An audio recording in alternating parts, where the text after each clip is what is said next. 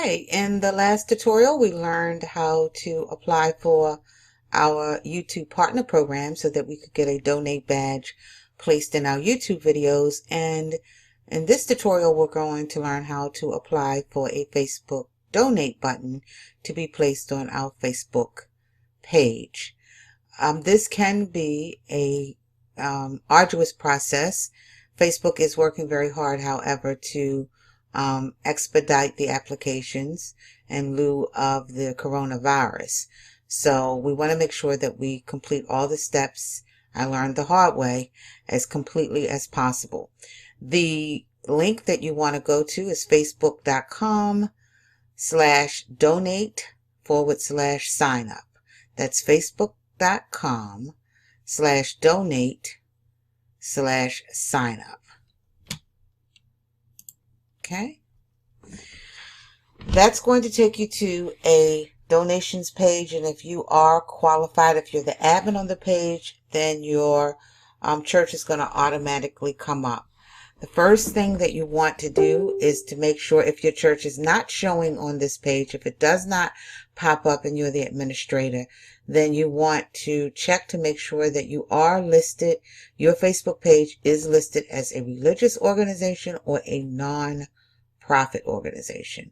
If you are listed, then there's something else going on in your page, but it should pop up to say if you're the administrator or editor of that page, when you go to facebook.com/donate/sign up, it should pop up automatically.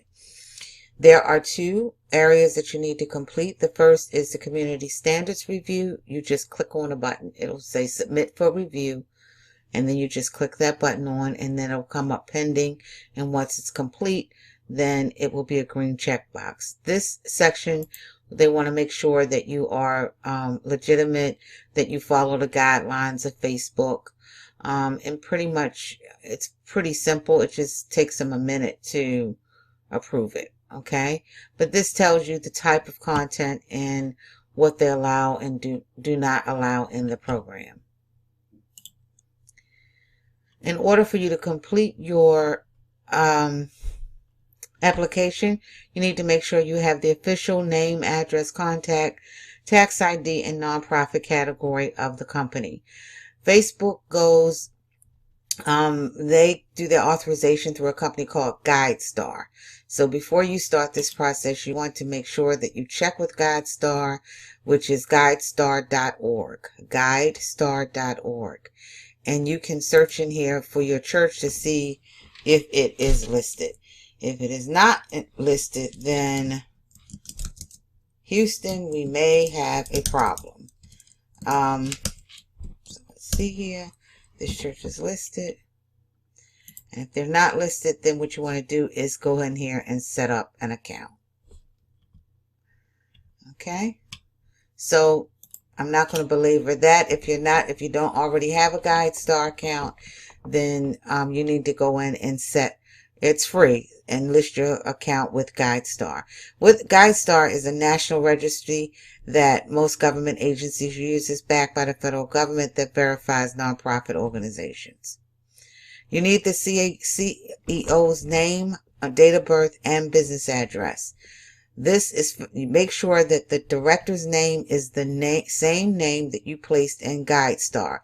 If you put a different executive director's name other than the name that's shown on GuideStar, they're going to reject your application. So it's very important that you look at your GuideStar account and make sure that all that information matches.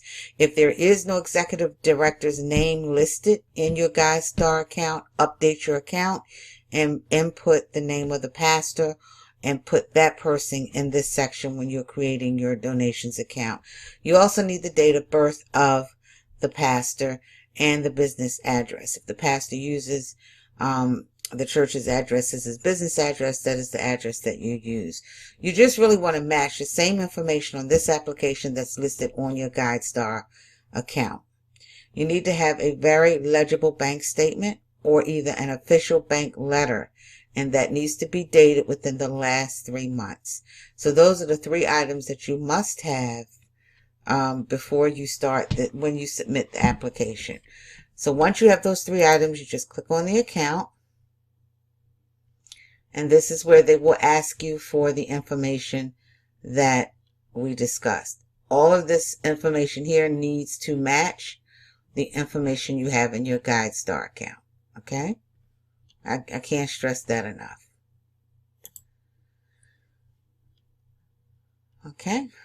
And then they'll ask you for the executive director's name, date of birth. Make sure you put the name in exactly the way it's listed in GuideStar. If there's a bishop in front of it or reverend in front of it, make sure you list it exactly the same. And then the payment information is information that they will require of your banks that you want the monies to be deposited to.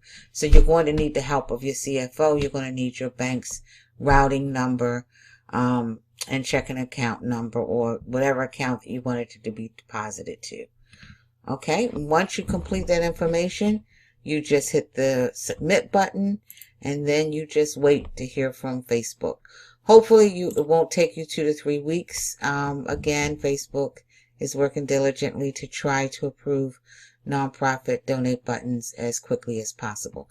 Hope this helps, and I will see you in the next video.